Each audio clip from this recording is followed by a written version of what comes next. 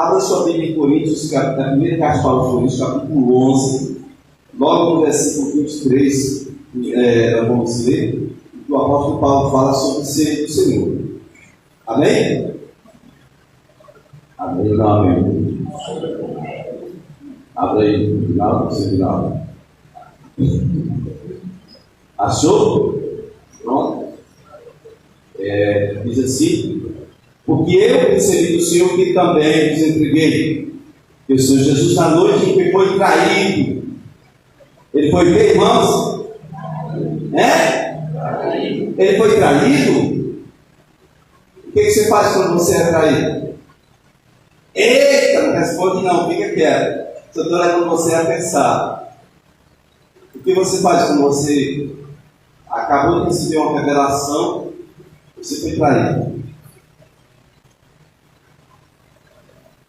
Na noite que ele foi traído, ele deu seguimento ao projeto do Pai. Não ficou de cabeça quente. Ele não quis voltar atrás. Ele não quis exercer vingança. Ele não tentou matar Judas. Ele nem sequer liberou Pedro para matar Judas, porque era essa a intenção, imagino eu. Se for pecado, o Senhor me perdoe, mas pelo que eu tenho estudado e visto, Pedro tinha garantido que ninguém ia pôr a mão nele, não. E Pedro não era moleque, ele era homem. Você viu que ele fez com aquele cara que foi pôr a mão em Jesus, botou o medo do cara, né? Então, na última ceia, o Pedro estava acenando para João para que João perguntasse ao mestre quem era o traidor, porque Pedro queria dar cabo dele. Jesus poderia simplesmente dizer: você traiu? Vou, mas ele vai morrer, porque vou passar a ficha dele para Pedro, Pedro vai resolver a minha situação. Mas Jesus também disse: minha alma está angustiada, porque eu sei que vou enfrentar tudo isso, mas o que eu diria no momento desse? Olha, se foi para esse exato momento que eu vim, foi para isso que eu vim. Não para ser traído em si, não para ser sofredor, não. Ele veio para cumprir o propósito do Pai. Não teria como cumprir o propósito do Pai sem passar por aquilo. Aquela era a hora exata onde ele iria consumar, ele iria concluir a obra que o Pai designou para ele. Amém? E se ele fugisse daquilo? Bom, ele poderia ter fugido. Ele disse diante de um dos que estavam perguntando a ele: então você é rei? Então ele disse: meu reino não é desse mundo.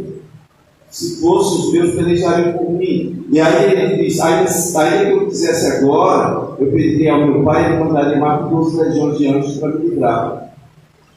Porque Jesus está dizendo que se ele quisesse desistir do propósito do Pai, ele poderia desistir.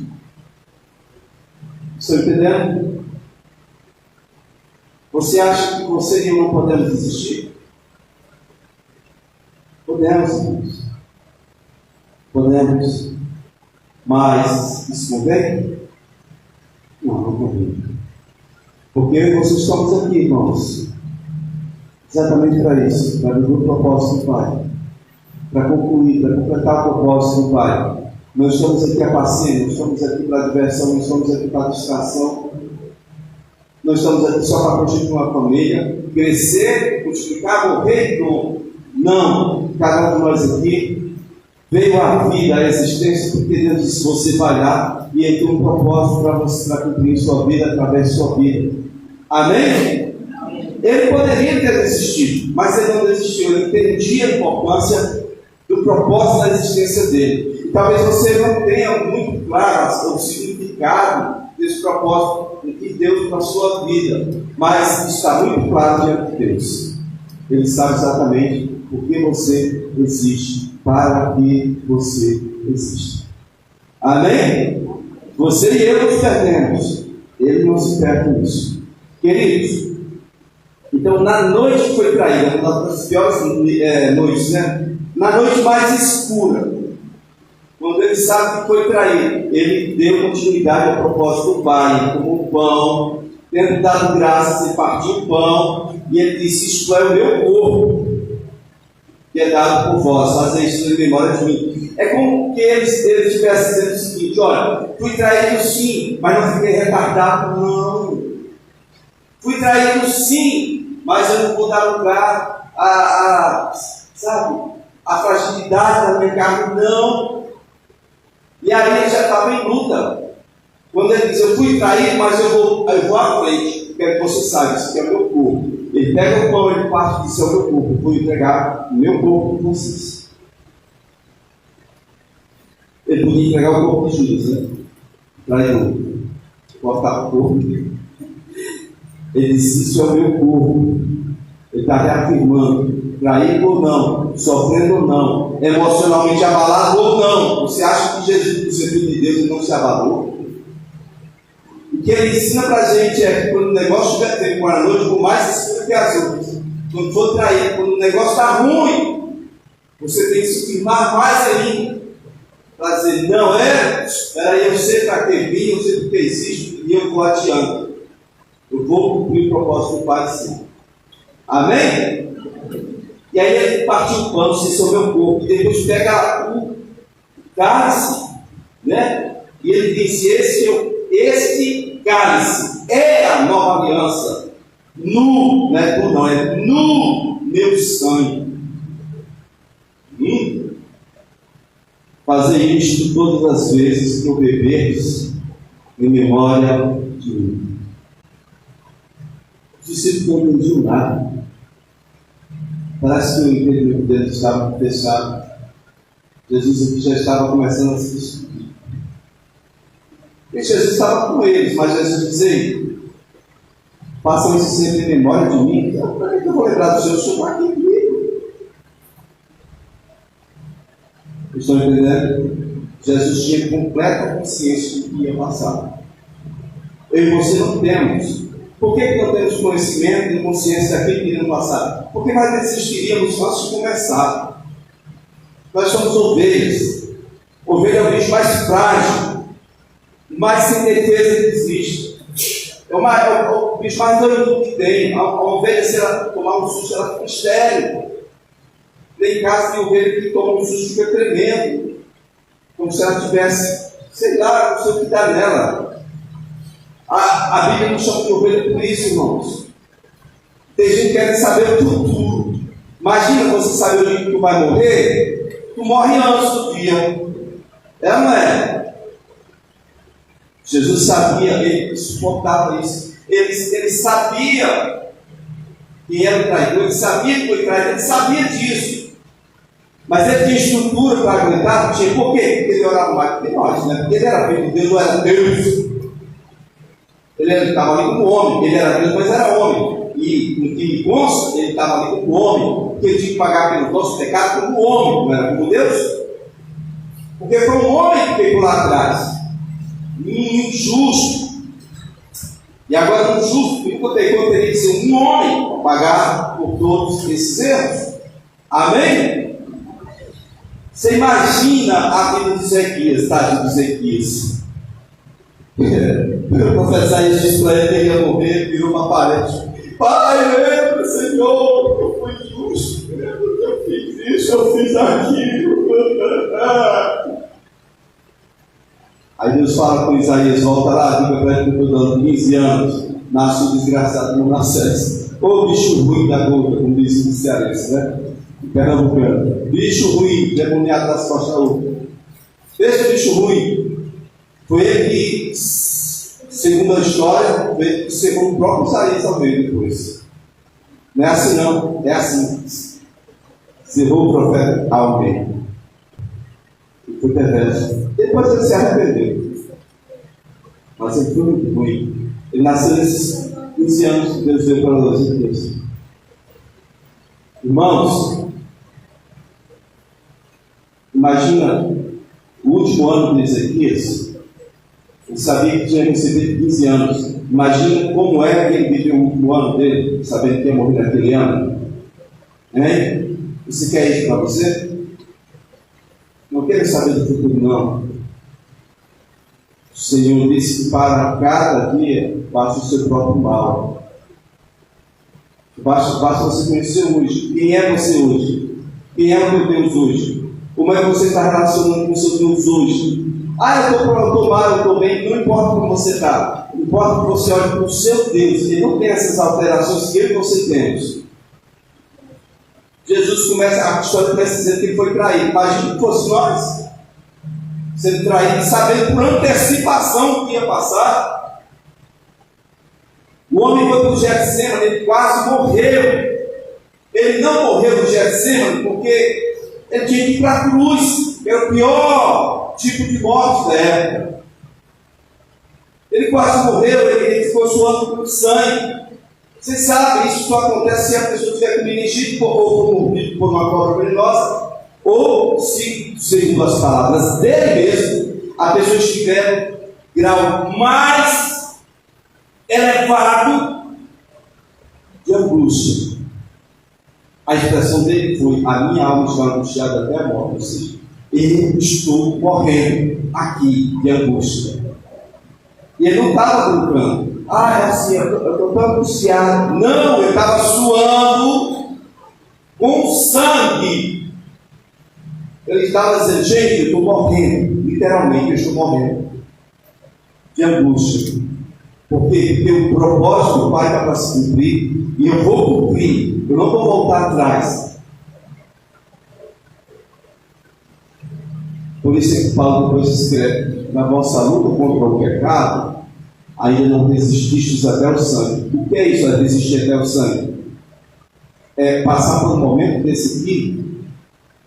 Jesus passou lá no Getsemane, porque é melhor você lutar contra o pecado e resistir até que você esteja, se apaga, quase morrendo por vontade de pecar, estou suando sangue por vontade de pecar. Mas o propósito do Pai. O que Paulo está dizendo é que na sua luta contra o pecado, você é frouxo. Você não tem uma posição firme. Você não odeia, você ama o pecado. Você diz que odeia, mas ama. Porque você se entrega a ele. E ao invés de se entregar, o Senhor vai cumprir a vontade do Senhor. Você simplesmente olha aqui como se fosse uma coisa: mas Deus vai perdoar, mas Deus vai perdoar. Olha, presta atenção. O perdão existe para quem se arrepende. Quem se arrepende não permanece no pecado. Preste atenção no que eu estou dizendo. Deus vai perdoar, vai, se você se arrepender. Você se arrependeu do seu pecado? Não, pastor, você nem tem arrependimento. É por isso que você vive escravo do pecado. É por isso que ele manda em você. Ele cavalga em você. Prestem atenção no que eu estou dizendo, irmãos. Eu recebi da parte de Deus. Isso é muito sério. As pessoas estão olhando para o pecado. E o que é pecado nesse contexto aqui? É tudo que ele tira do propósito do Senhor. O Senhor às vezes trabalha não sei quanto tempo na sua vida para começar a te usar. De repente você escorreguei. Estava na hora de ser usado pelo Senhor, porque Ele não vai te usar de qualquer forma, não, irmão. Presta atenção. Nós estamos falando do Deus Santo. Amém? Amém? Amém? Ele vai usar qualquer vaso. Paulo escreveu: tem muitos vasos na casa do Senhor. Ele termina dizendo: olha, se alguém quiser se purificar dos erros, esse será um vaso de honra e será útil ao seu possuidor. Ele usa se eu e você quisermos nos purificar dos nossos erros. Amém? Amém. Glorifica Jesus. Pode até falar em mim se quiser. Amém? Amém. Meus queridos, ele fez isso aqui. Agora eu vou começar. Isso aqui era a introdução. Vou começar a pregar no versículo 26. Diz assim: porque todas as vezes que comerdes este pão que ele tinha acabado de dizer que é o meu corpo, ou beberes e beberes cálice, anunciais a morte do Senhor até que ele venha. Amém? A ideia é até que ele venha. Esse seria o tema. Coríntios, 1 carta aos Coríntios, capítulo 11, versículo 26. Até que ele venha. Até que ele venha, a noiva tem que ficar esperando, se organizando, se enfeitando. A Wélida faz vídeo, que casal pensamento ali, ó. Eles vão casar esse mês. Eu duvido que a Wélida vai para o casamento com a mesma roupa que ela vai fazer. Vai para a academia. Eu duvido que ela não vai atrás de uma maquiagemzinha, um negócio assim. Toda vez que você fala em casamento, você está falando de um negócio que tem que se arrumar tudo. Até o noivo. vai ter que colocar um negócio diferente. O homem não liga para isso. Se estiver perguntando, camiseta e coisa boa. Entendeu? Mas o noivo tem que se submeter, porque costume obrigar. Amém? A gente tem que se organizar. Nós somos a noiva do Senhor, sim ou não? Então, até que ele venha, o que a noiva precisa fazer? Primeiro ponto, até que ele venha, nós devemos anunciar a sua morte e o seu retorno através do temor do Senhor em nossas vidas. Amém? O temor do Senhor em nossas vidas. Salmo 25, 14 diz que a intimidade do Senhor é para aqueles que o temem, aos quais ele dará conhecer sua aliança. Eu estou feliz de estar esse Salmo 25, 14. Diga Salmo 25, 14. Tem muita gente dizendo que eu quero saber da intimidade do Senhor, mas não tem temor do Senhor nenhum.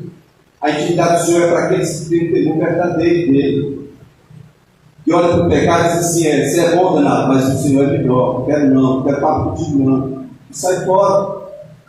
Amém? É gostoso, mas mata.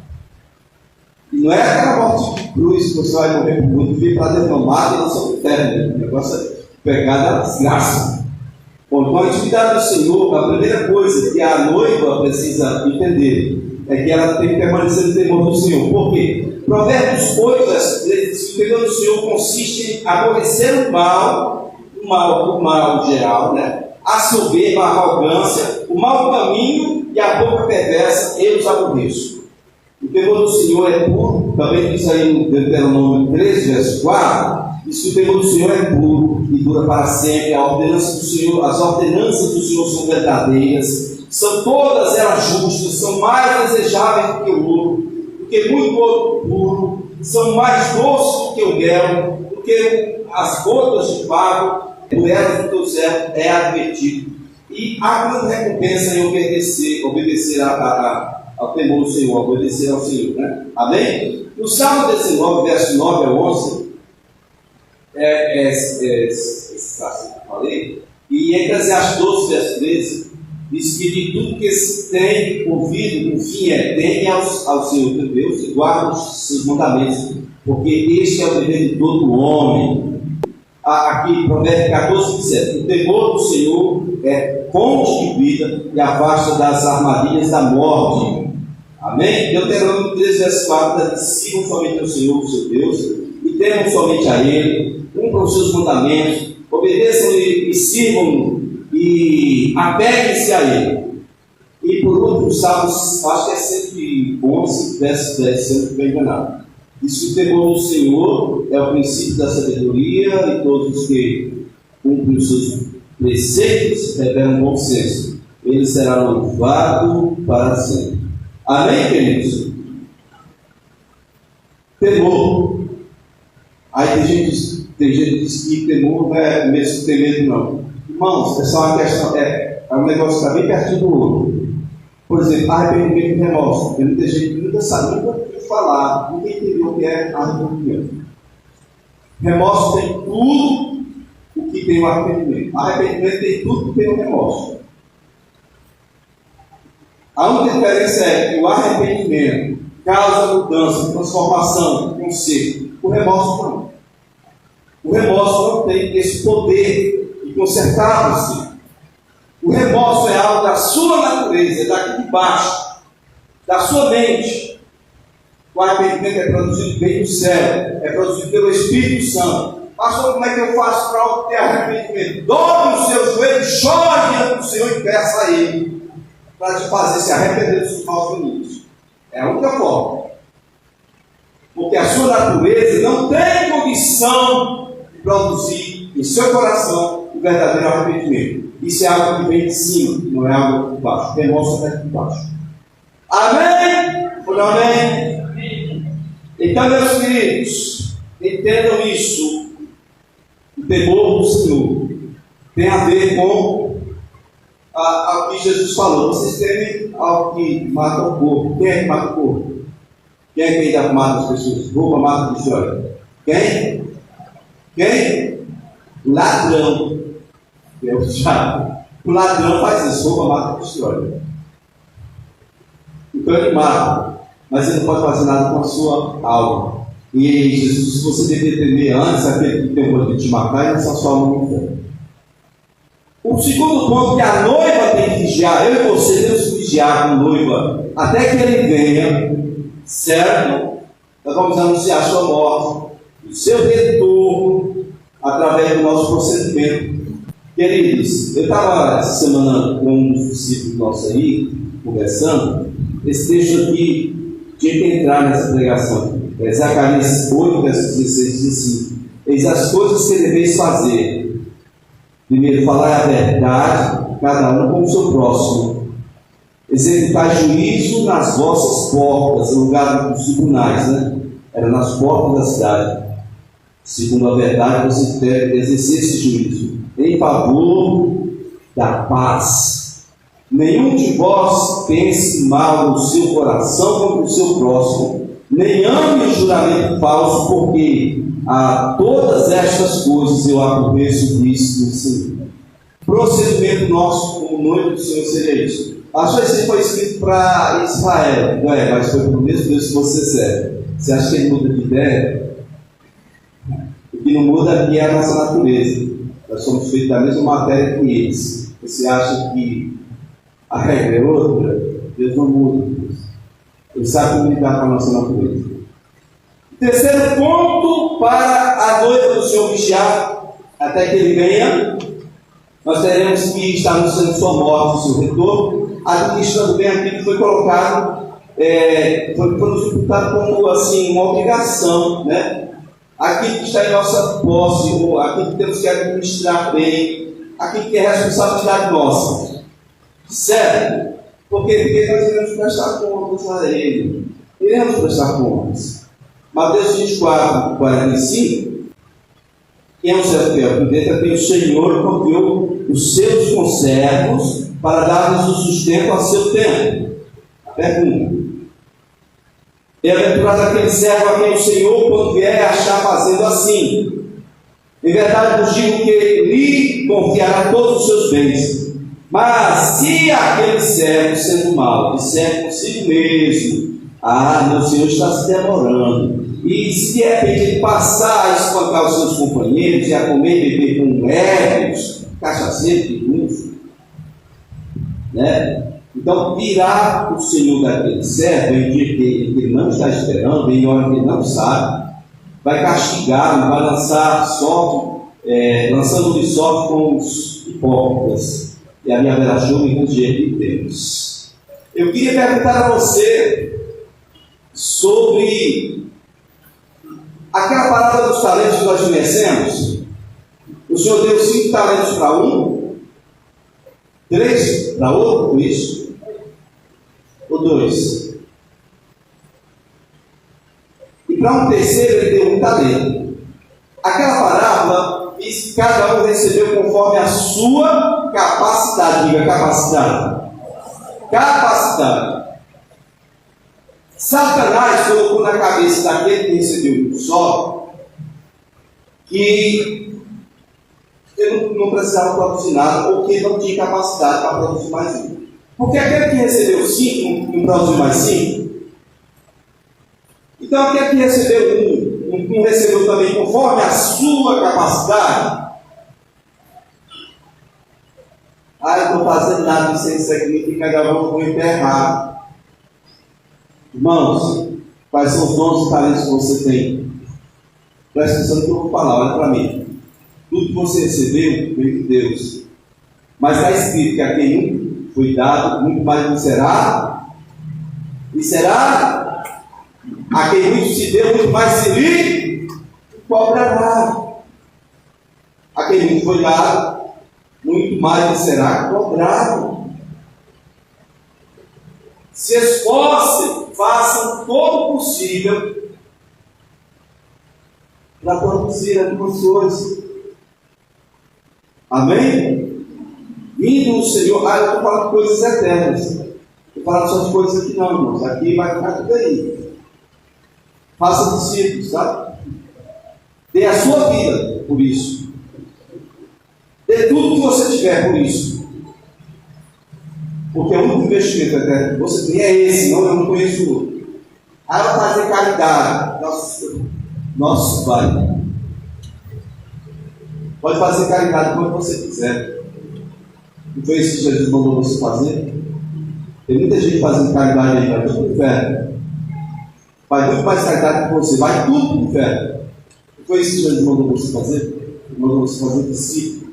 Ter a sua vida, seu recurso, ter tudo que você tiver por isso. Amém? Estão entendendo? Faça discípulo. Em nome do Senhor Jesus. A igreja tem que vigiar isso, fazer discípulo, porque ela recebeu talentos, ela tem que prestar contas. O quarto ponto diz assim, que a igreja tem que estar anunciando, né, a morte e a vida do Senhor, certo? Exercendo perdão. E muita gente acha que é sentimento e é mandamento. Em Mateus 18, 32, fala daquela outra história de um homem que tinha uma dívida impagada, foi perdoado pelo seu senhor. Chegou lá e tinha um outro colega dele que tinha uma dívida minúscula, ele pegou o carro, violentamente, jogou na prisão. Os companheiros foram lá e disseram que o senhor perdoou a dívida desse cabra ruim. Olha o que ele fez com o colega dele aí. Aí o homem, né, foi chamado e foi colocado na cadeia. Olha, eu te perdoei, por que você não perdoou? Você só entende ser perdoado? Você não entende perdoar, não? Foi para o mesmo lugar que você colocou o seu amigo. Aquele que te devia estar lá na cadeia, você vai para lá também. Quando você não perdoa, quando você não entende perdoar, você já está na cadeia junto com quem você prendeu. É simples assim. Esse dia eu estava conversando com um outro dos discípulos do Senhor aqui. Eu falei que a maior parte de nós não entende, não consegue perdoar porque acha que é sentimento, porque fica preso àquele mal que foi feito a nós. Não entende que por trás da pessoa que nos fez mal tem que chamar Satanás e seus demônios. Não entende que a nossa luta não é contra carne e sangue. Se entendêssemos, exerceríamos o perdão direitinho. Amém? Não olhe para a pessoa que fez mal e pede perdão para ela. Corra para o lugar de oração e vá fazer guerra contra os demônios que estavam usando ela como marionete para te ferir, humilhar, machucar, te rebentar. Quem foi o traidor foi Judas. Se você for ler o texto lá em Lucas, diz que Satanás entrou nele para fazer isso. Tudo que é mal feito tem demônio envolvido no meio. Tudo que é coisa mal feita tem demônio no meio. Direcione a sua raiva, revolta, ira. Porque está escrito: irai-vos e não, irai-vos e não, irai-vos e não. Pequeis contra quem? Contra o próximo. Você não tem o direito de fazer pecado com o próximo. Agora, a Bíblia te manda amar e se cortear com o demônio? Então, direcione a sua raiva para quem realmente merece. Direcione a sua ira para quem realmente merece ela. Vá aprender a exercer sua autoridade, meta chibata. Aí fica fácil você entender que é pessoa e que é espírito. Amém. Fica fácil você conviver, fica fácil obedecer essa regra. Amém, queridos? O Senhor aqui deixa claro: se você não perdoa, você vai ficar preso com eles. O quinto ponto, o último, até que ele venha, a igreja precisa estar anunciando sua morte no seu retorno, aguardando e apressando o dia dele. Como é que eu vou aguardar e apressar ao mesmo tempo? Aguardar dá o seguinte entendimento, traz o seguinte entendimento: o tempo é do Senhor. Por que o Senhor deixou assim, sem negocinho aberto? Porque pode ser agora, pode ou não pode ser agora? Mas pode ser daqui a 100 anos, pode ou não pode? Pelo mesmo motivo que o Senhor pega Abraão, no meio dos filhos, diz: vai para uma terra que eu vou te mostrar. Ele não diz: pega, Abraão, vai lá para a terra dos cananitas que eu vou entregar ela para vocês. Não seria simples assim? Seria ou não seria? O O que Deus estava ensinando a Abraão era confiar no Senhor e nas suas promessas. Amém? Pode ser agora? Pode. Pode ser daqui a 100 anos? Pode. Mas eu tenho que estar preparado para subir agora. Você está preparado para subir agora? Ou será que seu coração está tão agarrado às coisas dessa terra que você iria preferir, como uma mulher de Ló, ficar nessa terra maldita? Se soltar das mãos do anjo e sair correndo feito uma louca para a destruição. Quando o anjo arrastou, 2 anjos arrastaram Ló e a esposa e as 2 filhas. Foram 2 anjos arrastando literalmente 4 pessoas para fora da cidade. Chegaram lá e disseram: corram, corram! A mulher correu para trás.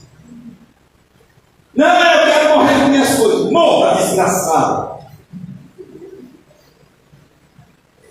Está escrito no Evangelho de Lucas: lembrai-vos da mulher de Ló. Aqui não é só Jesus que nós estamos lembrando, não. Nós estamos lembrando das pessoas desgraçadas também. Coloca o coração só nessa vida, nessa terra. Prefere morrer do que seguir o caminho do livramento, aquilo que o Senhor deu para cada um de nós. Amém? Entenda, irmão, irmã, entendam. Nós, lá em Pedro, né? Pedro aqui fala, 2 carta de Pedro, capítulo 3, versículo 2, diz: esperando e apressando a vinda do dia do nosso Senhor, por causa do qual os céus incendiados serão feitos, os elementos abrasados se derreterão.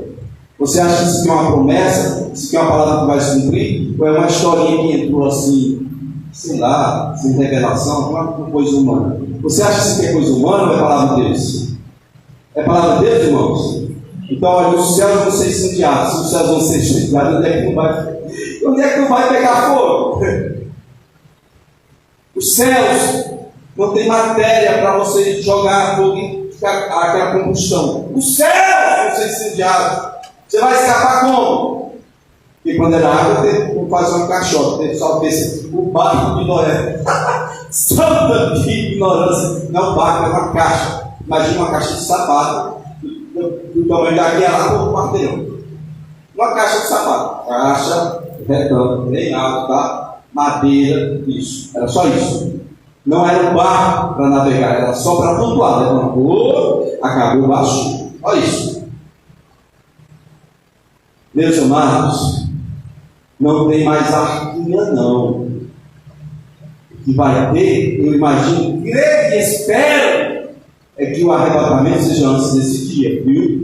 Eu creio e espero isso. Porque diz que antes do dia do Senhor, virá está escrito lá em Tessalonicenses, a apostasia, aquela palavra está errada. Aquela palavra é antes dessas coisas, virá a retirada. Não tem apostasia, é a retirada. Da mesma forma como o povo foi tirado do Egito, nós vamos ser retirados antes que os céus peguem fogo. Como é que você pergunta, pastor, se eu estou preparado? Tudo é relacionado a Jesus. E aí, você não vai fazer nada, não? Pela décima vez, Cláudio Duarte disse uma coisa, que estava lavando as panelas lá em casa, e marcou minha vida para sempre. Ele disse: Deus vai fazer tudo por você, menos a sua parte. Você não tem parte nenhuma para fazer, irmão?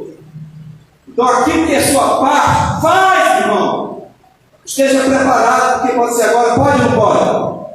Esteja preparado, faça a sua parte. Em nome de Jesus, faça a sua parte. Amém? Finalmente, até que Ele venha, a igreja não pode desistir do propósito do Pai. Se a igreja, quando um de nós for preso injustamente, a gente não pode ficar lamentando, chorando, dando lugar a carne, não. Se é de chorar, chora dentro do Senhor, pela justiça de Deus. Tá bom? Quando acusado injustamente, eu vou acusar também, eu vou pagar na mesma moeda. Isso é coisa do Filho de Deus, irmão? Vai chorar, mas vai chorar dentro do Senhor, porque você tem uma aliança. Ele é seu pai. Vai chorar com a pessoa errada, não, que ela pode dar lugar ao diabo. Foi traído, meu esposo, a minha esposa, me chifrou. Os colegas chifre também, só gado, chifre para todo lado. Satanás, ele inspira, viu? Cuidado. Queridos, quando você estiver em terrível angústia e for traído mesmo, não se lance fora do propósito do Senhor. Quando estiver frustrado, não haja por impulso. Espere, meu Senhor. Espere, nem que esteja se tremendo ou que esteja vomitando de nervoso, porque eu já passei por isso, viu? Quando eu crente, eu era nervosinho. Quando eu ficava nervoso, se eu tivesse jantado, eu ficava tão mal que eu encostava a mão na parede e ia vomitar tudo que tinha no estômago. Mas eu não fazia, e não precisava fazer. Eu vou pedir que os diáconos venham para a gente ver, preparando os elementos, que o pastor está terminando aqui. E eu quero que vocês entendam, irmãos, exercer vingança não é para a igreja. Pode ser ferido? Sim. Perseguido? Sim. Mas não alcançado e encontrado. Pode passar por necessidade? Sim. Mas não pode ser um murmurador. Entenda que o Senhor limita a sua vida. Ele direciona a sua vida. O desafio até que ele venha, igreja, é que você aceite a sua cruz. As mãos, se põe as mãos Jesus aceitou a cruz dele. Ele ficou como exemplo para você aceitar a sua. A cruz dele foi para a sua salvação. E a sua, para a sua edificação. Sem a sua cruz, você não vai chegar no céu, irmão. Irmão, se você não aceita a sua cruz, já era. Vai ser só no mimimi. Você vai morrer frustrado. Nunca vai ver a face do Senhor. Aceita a sua cruz. Aceita a tua cruz. Amém? Jesus foi açoitado. Se você passar por uma injustiça dessa forma, for ferido, açoitado, perseguido, passar por necessidade, você tem que se firmar profundamente no Senhor e afirmar para você mesmo: eu seguirei ao meu Senhor, ao meu noivo. Eu sou igreja do Senhor, eu sou discípulo do meu mestre. Até que ele venha. Isso é minha responsabilidade, honrá-lo com o que sou, com o que tenho, com o que faço. Rejeitar as ofertas do pecado, rejeitar as ofertas desse mundo, permanecer no Senhor, para que muitos sejam resgatados do pecado, da morte, da dor, da mentira, do engano. Igreja, você vai ceder os elementos. E eu quero que você receba como sendo da mão do próprio Senhor Jesus. Pão que representa o corpo dele, suco de uva, vinho que representa o sangue de Jesus. Ele está dizendo assim: olha, para você, me custou muito. Não foi só o preço de ter que dar a minha própria vida, mas o momento em que ele estava fazendo isso, foi o momento em que ele foi traído. Qualquer um de nós aqui diria: eu não quero mais, eu não vou mais. Se você já pensou em desistir, tenha fé, não pare de sorrir.